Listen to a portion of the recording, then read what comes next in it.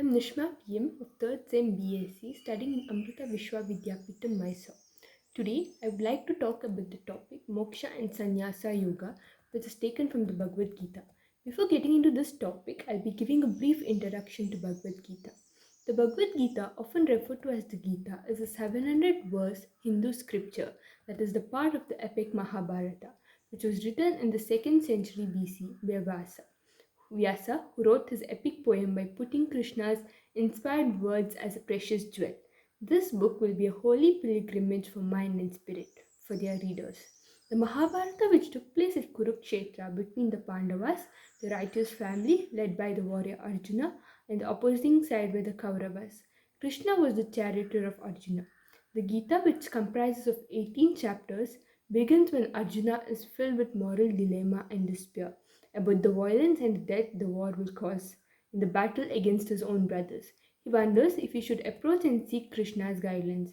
These answers and discourse set in a narrative framework of a dialogue between Pandava Prince Arjun and his guide and charioteer Krishna constitutes the Bhagavad Gita.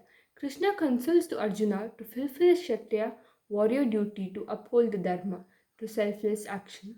The Krishna Arjuna dialogue cover a broad range of spiritual topics, touching upon ethical dilemmas and physiological issues that go far beyond the war Arjuna faces. We can also witness the grief of Arjuna and the wisdom of Krishna. Introduction to the Yoga of Liberalization and Renunciation. The Yoga of Liberalization and Renunciation, also called as Moksha Sannyasa Yoga, comes under the 18th chapter, which is the final and the longest chapter of the Bhagavad Gita, constituting the final summary of all teaching. Liberalization, moksha, in Vedanta philosophy is not something that can be acquired. Atma, which means soul, and self knowledge, along with loss of egoistic ignorance, is the goal of moksha. It is something that is always present as an essence of self and must be realized by each and one persons by one's own effort. While the Upanishads largely uphold such monastic viewpoint of liberalization, the Bhagavad Gita also accommodates the dualistic and theistic aspects of moksha. A synthesis of knowledge, devotion, and desireless action is offered by Krishna as a spectrum of choices to Arjuna. The same combination is suggested to the reader as a way to attain moksha. The 18th chapter of the Srimad Bhagavad Gita is higher than the Vedas and gives ultimate bliss when one listens to it. It destroys all material desires. For the pure devotee, it is a divine nectar. It begins with the discussion of spiritual pursuits to sannyasa, renunciation, monastic life, and spiritual pursuits while living in the world as a householder. It re-emphasizes the karma phala, tyaga, teaching, or the act while renunciating the fruit of your action. Arjuna requests the Lord to explain the difference between the two types of renunciation: sannyasa, renunciation of action, and tyaga, the renunciation of desires. Krishna explains that a sannyasi is one who abandons family, society in order to practice spiritual discipline, whereas a tyagi is one who performs their duty without attachment to the rewards of the action and dedicating them to God. Krishna recommends the second type of renunciation, tyaga. Krishna then gives a detailed analysis of the effects of the three modes of material nature. He declares the highest path of the spirituality is pure, unconditional, loving service up to the supreme divine personality. If we always remember him, keep chanting his name, and dedicate all our actions up to him, take refuge in him, and make him our supreme goal, then by his grace, we will surely overcome all obstacles and difficulties and be freed from the cycle of birth and death. Next topic is Sannyasa Yoga. Sannyasa is the renunciation of worldly material life by the person born with it. These yogas are also called as Pravraja Yoga. According to Bhagavad Gita, sannyasa means relinquishment of action arising from desires. The sannyasis are eligible to pursue the path of knowledge. This yoga compels a person to give up all wealth and material possessions. He then becomes a mendicant and begs for alms. These are a part of the Shubha Yogas. They compel a person to renounce the world and seek the ultimate truth. Jnana Karma Sannyasa Yoga is the combination of aspects of jnana, knowledge, karma, actions, sannyasa, renunciation to solve the problem of bondage. arising from actions, karma bandha, and attain union with God. Jnana Karma Sannyasa Yoga refers to the enlightened state of a yogi in which he combines the best principle of these three approaches to achieve liberalization. In the historic approach, karma is central. You must know how to perform actions without being bound by them and avoid the consequence which arise from them. Hence, Jnana Karma Sannyasa Yoga is essentially the practice of karma yoga with the right awareness, right understanding, right discriminant, and right attitude.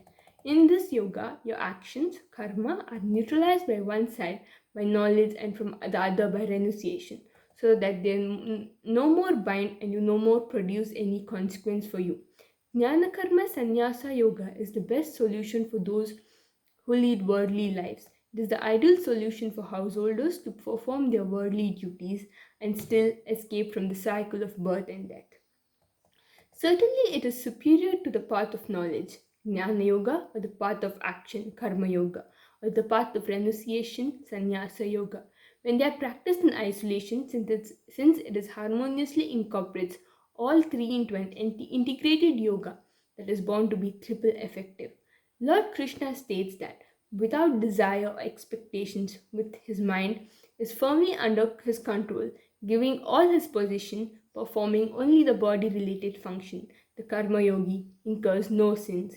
Even when he performs action as a true renuquant who is devoted to God and follows his example in shaping his life and destiny, he remains contented with whatever comes to him by chance without striving and hankering after things, and remains equal to both success and failure, so that actions do not bind them. The shloka Itani api tu karmani sangama tyaktvakta palani cha kartavyana vananti me partha nishchitam mama tam uttamam.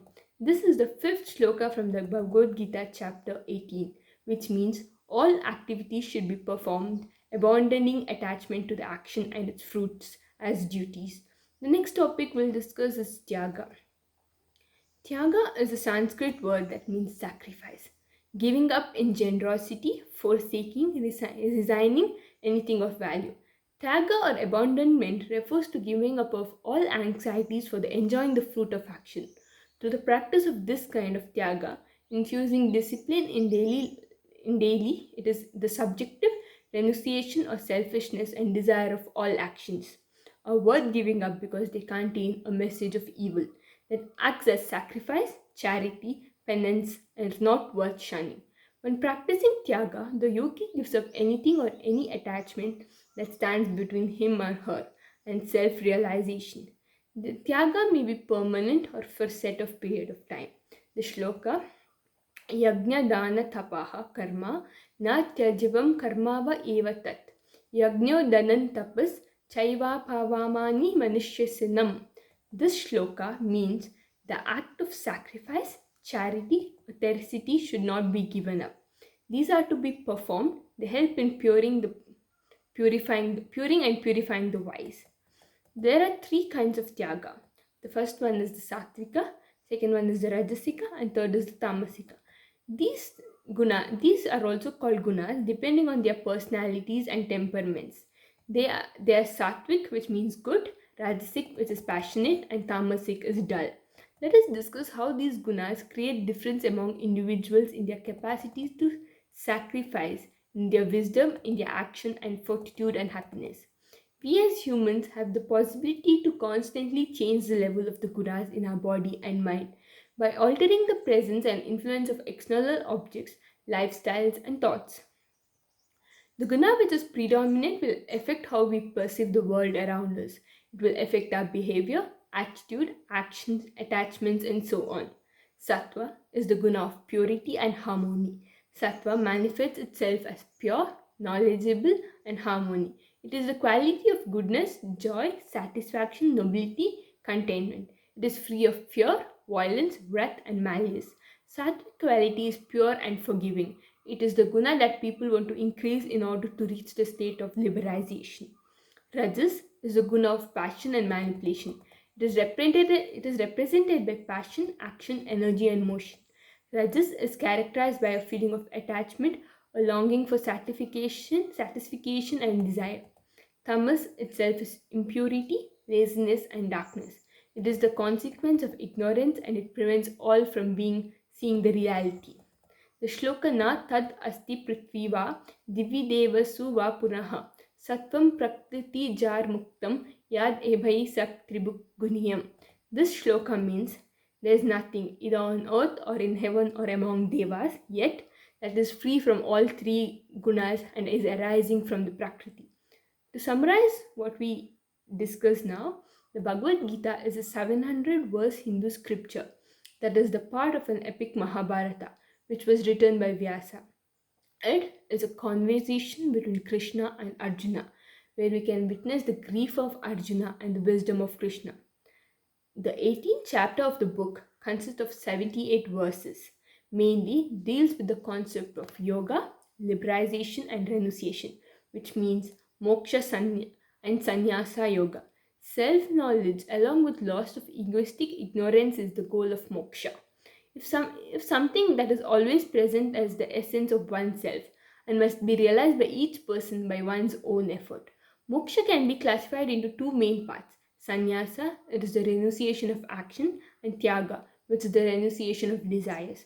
Both sannyasa and tyagas are disciplines in our activities. These terms do not indicate that work should be ignored. On the other hand, the Bhagavad Gita insists that we always must work, but work can be executed with efficiency if these two factors, desires, promote action and desire for its reward, are eliminated, in which case the work becomes an inspired and noble action. Tyaga can be further classified as sattvika, rajasic, and tamasic, depending on the personalities and temperaments of the gunas. They are sattvic, which is good, rajasic, which is passionate, and tamasic, which means dull. Thus, it is important for us to read the Bhagavad Gita and inculcate all these qualities in our life, as it is a holy pilgrimage for the mind and the spirit. Thank you.